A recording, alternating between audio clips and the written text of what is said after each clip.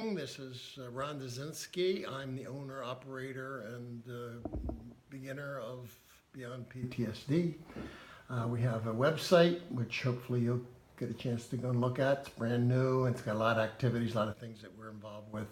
And also relatively new to this vlog area, which is something that I've been trying to kind of catch up on. There's probably, I don't know, 30 or maybe something like that are already posted, but there's more to come. And if you're looking for something to do and have time to do it, this is all about PTSD and results of it, how I came about getting it, and why we're dedicating ourselves to this task. But for the last couple of days, I've been dealing primarily with the area of the Las Vegas shootings. Today, I wanted to kind of let you know what the ramifications of all this. It's easy to kind of see things and think, pass them off, and what a terrible tragedy. But I don't think people realize the level of terrible that might be. I came out of Vietnam with PTSD, and I didn't know it at the time because there was no phrase PTSD at the time. I just attacked it as if it was something that I needed to deal with. Trying to encourage other people to do the same and not wait for people to fix them. There's a saying that there is PTSD people from Vietnam. It said that 58,000 U.S. soldiers died in Vietnam, and those were the lucky ones. I've been dealing with this for over 40 years, and every time something like this Las Vegas tragedy happens, I always try to kind of, deal with it on my own, because it does affect me. And this one specifically, I don't know what it was because of the rapid fire or whatever it was, but you can probably find several things. You'll see that I've been talking about this for a couple of days now. But in any event, I was trying to, for you who don't know what PTSD, and they're kind of trying to come to terms with it again on your own, and you may be people that are a little bit apart from PTSD and really have never affected or don't realize that you're being affected by things. So in any event, I've seen this video of this shooting probably in the news maybe 10 times now, which is certainly an imprint that's done on anybody else that's viewing these things too. So my guess is that if you're looking about PTSD, trying to find more about it, you're going to start paying more attention to it as well. I was starting to kind of get on top of it, and then my wife came home yesterday. She's a psychologist, I think most of you know, and she told me that she received 6 referrals for people that were actually at the event. We're in California, which is about a 5-hour drive from that concert. So apparently there's lots of people that were there that, I don't know his music at all, so it has nothing to do with my curiosity about his, country western songs or anything. I never even heard his name before. But anyway, there apparently were 6 people that did not get shot, escaped from the event unharmed, at least from a bullet standpoint, but now all of a sudden they're going to start to have to deal with the other parts of this thing.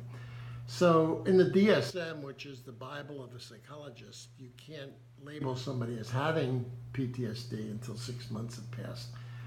If they still have this, the memories or the problems, then you can start bringing in that label. But for others, it's just a traumatic event that you're dealing with. And if you face a traumatic event, doesn't have to be labeled PTSD. So even if you're not a PTSD person, you still can be pretty much affected by this whole issue. So I was trying to say, well, how would you kind of see people, and how would you know who was and who wasn't affected? I can tell you that the media affects a lot of people, and you may not realize it or not, but how much it affects you. I can remember going to see Psycho and heard more than one person. I'm going to say I've heard, maybe half a dozen, 10 people in my personal circle that said, oh, I'm afraid to go into a shower anymore. So there's not even an actual event that left them pretty scarred or traumatized. Same thing I think was true with Jaws. And every time you hear that music, that's all you can think of is the big shark. So we're dealing with, the media, which just promotes damage with especially these big events that are just so traumatic. So anyway, let's say that I think they said there were 200,000, or no, that can't be right. Must have been 200,000 people that were in and around this concert. The only people that can absolutely be sure that we're not going to come down with PTSD are going to be those 59 who died. And some of them obviously would have suffered had they survived. But now the 59, so it's 59 off of our 350 million people will not be affected by that situation. However, their families, their friends, their spouses, their children, anybody that was associated with that death could certainly be scarred by PTSD too.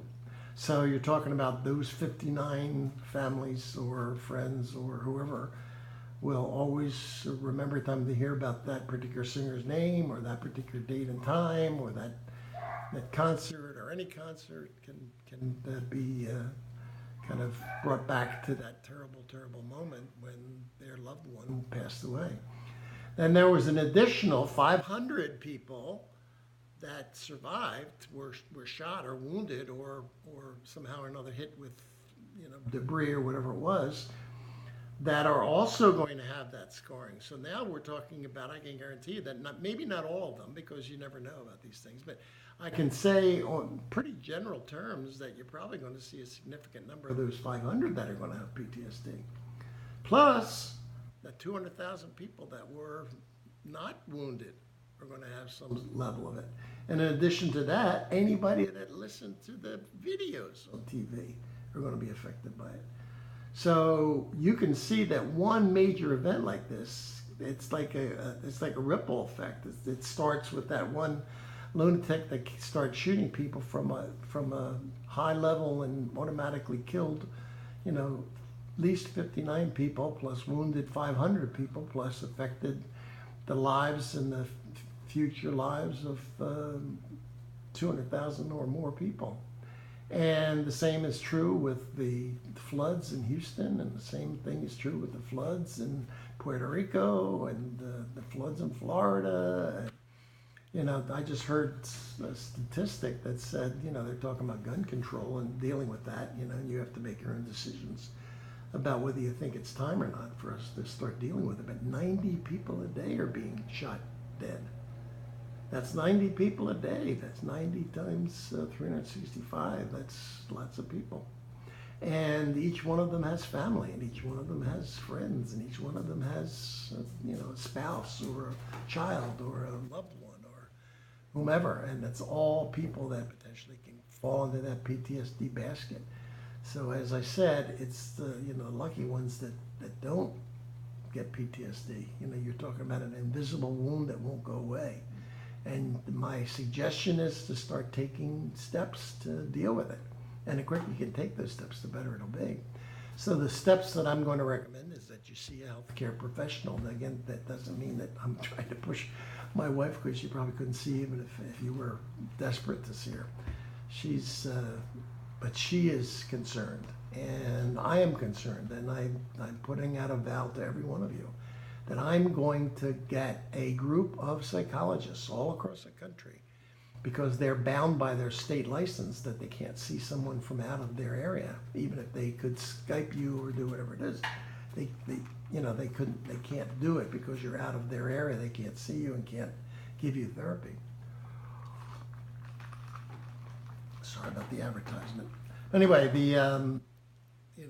we're going to have at least one person in every state in Puerto Rico and any place we can find therapists that are willing to see people at a discounted rate. Now, the discount may not be significant. I don't know what it's going to be until I start talking to them. But I'm going to have somebody that will see you for a discounted rate. Normally, if they're charging, and like in my wife's case, she charges in excess of, well, maybe I shouldn't even tell. She would probably appreciate that. But in any event, she charges a lot of money, and most psychologists do. They've gone through a lot of education, And certainly with their skills, they deserve to get what they can get. But I'm going to try to find people that can provide you with some breathing space in terms of how much you'll charge. Because even if you have insurance, you're going to have to pay, this, you have to pay the partial premium. You have to pay the secondary part of your insurance, and what's not covered, you have to pay. So that's out of your pocket. You could be, if you're talking about, remember we're dealing with a psychologist. You're not talking about seeing them once, in which case, who cares how much the cost is. If it's something you need, you need. But when you're talking about a disease like, or not a disease, but an ailment like PTSD, that goes on and on and on. It goes on forever. So if you're 20 years old and you're going to see them 4 times a month, times 12, times forever, it gets to be a lot of money. So any place I can save you some money, I'm going to try to do. And there's other things we have in mind in terms of trying to provide you some services to give you some relief and to get you seen, because you can't shortchange your health, especially your mental health. This PTSD won't go away on its own. You can't outlive it. You can't, just run it down and hopefully it's going to go away. It isn't. So the one thing I can be sure of is that it won't go away. And then and you're on your own, and you've got to deal with it, and you've got to get better, or else you'll get worse. So those are 2 options: better or worse. If you like what you're feeling, hey, well then the more you're feeling it, the better it's going to be. Then if you get worse, you'll be happy. But I'm going to say pretty surely you're not going to want to stay in this area. That you want to stay miserable, and miserable for the rest of your life, because it can catch. You can get it to your wife, you can get it to your kid, and even if you don't want to do anything about it, do you want this for your kid, really? I mean, is this something you really want for your kid? Look, you got to start to deal with it, and the cheapest way, obviously, is for you to start doing some journaling, which is the way I started my process. Some people don't like to journal, but there's other things that are out there that you can do besides just, oh, well, that's the way it is. I've got it. I can't do anything about it. You can. And the issue, even if you can't cure yourself, if you can get significantly better, wouldn't that be something to deal with? Wouldn't that be a good thing? Learning how to cope with it, that's all we're dealing with. It's trying to figure out how to get it better. This is a miserable, miserable, miserable thing, or that quote never would have come up. You're not lucky to have survived. You're unlucky to have survived with this thing. So I will say that basically we're trying to reach as many people as we can. There's lots of people daily coming into our ranks as members of this PTSD community. And the quicker you can try to support others who might not have figured it out on their own, and as you may have seen last couple of weeks, I was, saying how I didn't even know for sure 40 years later that I had it until I went into the VA and actually got them to make the diagnosis. And only a mental health care professional can make the diagnosis. So anyway, we need people to go out and support us. Obviously, we'd like you to support us and become part of this team of people that are out looking for others. Turn them on to this station, have them come and look, have them report or give us a positive or negative. If there's something you want to talk about, I'm open for that. If you want to make a really good video and want to have it provided or put on the station, hey, I'm all for it. I don't know everything. Some people maybe get tired of seeing me. So, whatever I can do, I'm going to do to try to make it better for you.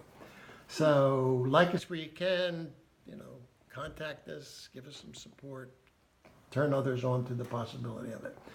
I love you all, and I'm going to talk to you again and again until I start to reach more and more of you. All right, so I'll talk to you again. Bye.